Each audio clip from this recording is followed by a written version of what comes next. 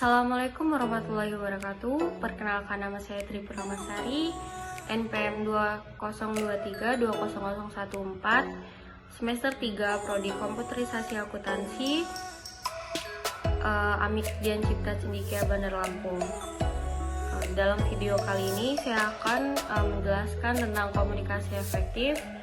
Video ini untuk memenuhi tugas mata kuliah komunikasi dan presentasi dengan dosen pengampu Ibu Agni Widiastuti, Eskom MTI. Oke, baik, langsung saja simak videonya. Terima kasih.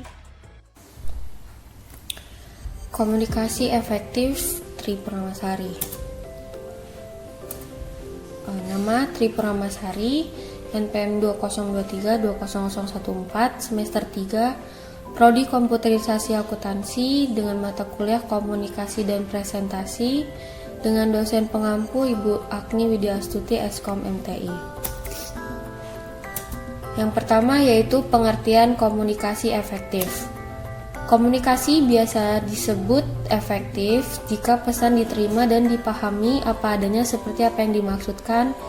Pesan akan berlanjut dengan adanya perbuatan oleh komunikan, serta dapat meningkatkan keberlangsungan hubungan komunikator dan komunikan, dan tidak ada kendala, menurut Dedi Mulyana 2008. Komunikasi yang efektif menggabungkan satu set keterampilan, termasuk komunikasi nonverbal, keterampilan mendengarkan, mengelola stres pada saat itu, kemampuan untuk berkomunikasi tegas, dan kemampuan untuk mengenali dan memahami emosi sendiri dengan orang-orang yang sedang diajak untuk berkomunikasi.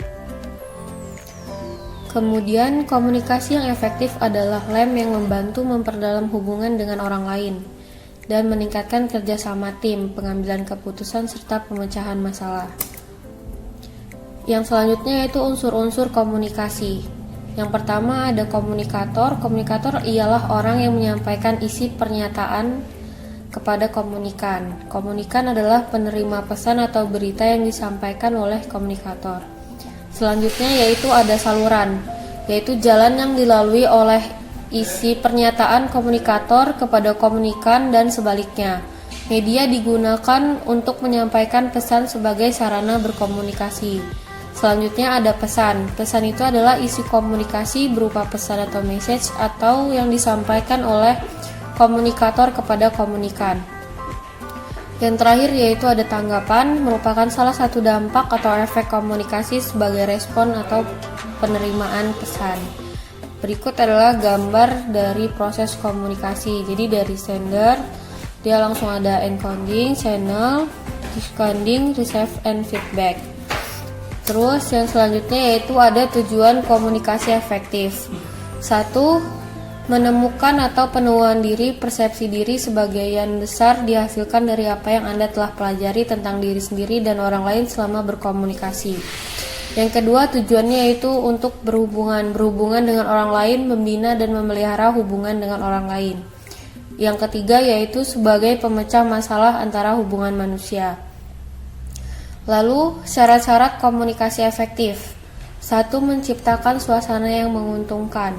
Yang kedua, menggunakan bahasa yang mudah ditangkap dan dimengerti. Yang ketiga, pesan yang disampaikan dapat mengunggah perhatian atau minat di pihak komunikan. Yang keempat, pesan mengunggah kepentingan di pihak komunikan yang dapat menguntungkannya. Yang lima, pesan tersebut dapat menumbuhkan sesuatu penghargaan atau reward di pihak komunikan. Selanjutnya ada signifikansi komunikasi efektif dalam bisnis. Yang pertama yaitu manajemen karyawan. Di dalam manajemen karyawan, komunikasi yang efektif memastikan disiplin diri dan manajemen yang efisien karena karyawan didengarkan oleh manajemen puncak dan ada komunikasi terbuka dalam organisasi. Yang selanjutnya yaitu membangun tim. Orang-orang dalam organisasi bekerja sebagai tim untuk mencapai tujuan bersama, sehingga komunikasi yang efektif meningkatkan moral seluruh tim. Yang ketiga yaitu pertumbuhan organisasi. Ini memastikan pengambilan keputusan yang lebih baik, menginsentifkan hubungan masyarakat dan meningkatkan kemampuan pemecahan masalah. Selanjutnya yaitu ada bangun hubungan yang kuat. Positif memotivasi karyawan untuk bekerja lebih baik dan memelihara hubungan jangka panjang dengan orang lain dalam organisasi. Yang selanjutnya, pastikan transparansi dan kembangkan kepercayaan. Komunikasi yang efektif dianggap dapat sebagai dasar untuk membangun kepercayaan dan memastikan berbagai informasi yang lengkap. Selanjutnya, memfasilitasi kreativitas dan inovasi. Menciptakan lingkungan di mana karyawan bebas untuk berbagi ide dengan mengeksplorasi sisi kreatif dan inovatif mereka. Selanjutnya ada mengurangi kesalahpahaman. Komunikasi yang efektif menghilangkan kemungkinan kebingungan dan kesalahpahaman dengan menyampaikan pesan secara jelas dan tepat. Yang terakhir yaitu ada pertumbuhan organisasi. Dengan menjaga hubungan baik antar karyawan dan manajemen dapat meningkatkan dan mengarah pada pencapaian tujuan dan sasaran perusahaan. Selanjutnya yaitu ada karakteristik komunikasi efektif. Yang pertama, pesan yang jelas, lalu ada pesan yang benar, pesan lengkap, pesan tepat, keandalan, pertimbangan penerimaan, sender courtesy. Yang ini ada proses dan langkah-langkah dalam komunikasi efektif. Yang satu, harapan melakukan komunikasi. Komunikator mempunyai harapan untuk melakukan pertukaran informasi kepada pihak lain. Yang kedua, encoding adalah tindakan menyatukan gagasan dalam pikiran atau ide menjadi isyarat tubuh, kata-kata, dan sejenisnya. Sampai ada tujuan komunikator merasa siap oleh pesan yang disusun oleh cara yang disampaikan. Yang ketiga yaitu pengiriman pesan. Dalam mengirimkan pesan kepada individu yang diinginkan. Yang keempat, gagasan yang diterima oleh komunikan telah terkirim dengan baik oleh komunikator. Yang kelima yaitu ada decoding adalah sikap diri dari penerima melalui indera. Yang keenam ada umpan balik atau feedback, terjadinya respon dari komunikan setelah isi pesan tersampaikan baik oleh komunikator. Nah, hambatan komunikasi efektif itu terbagi menjadi tiga. Yang pertama yaitu hambatan komunikasi melibatkan kata. Yang pertama yaitu bahasa.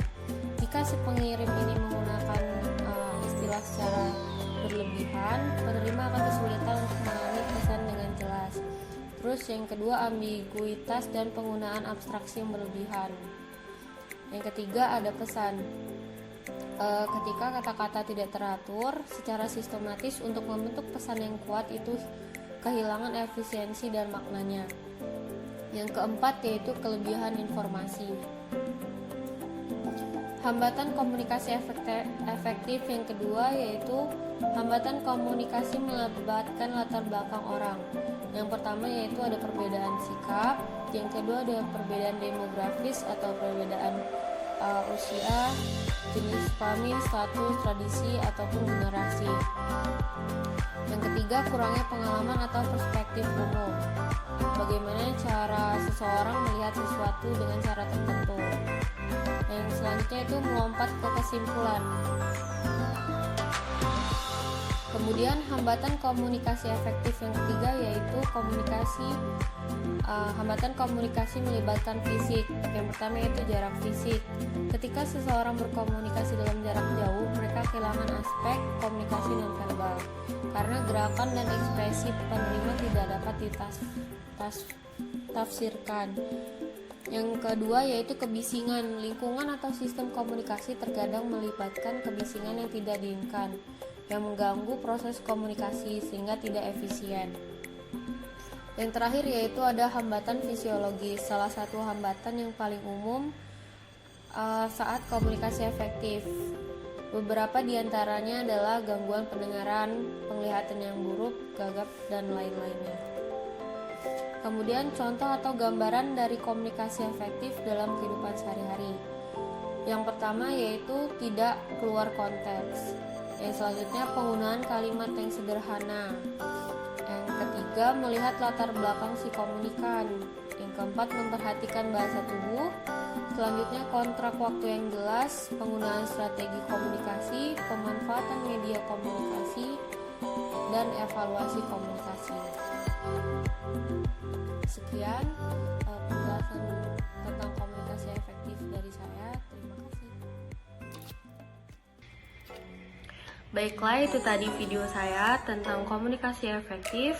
Untuk kurang lebihnya saya mohon maaf. Jangan lupa like, comment, and subscribe. Sampai bertemu di dalam video saya selanjutnya. Terima kasih.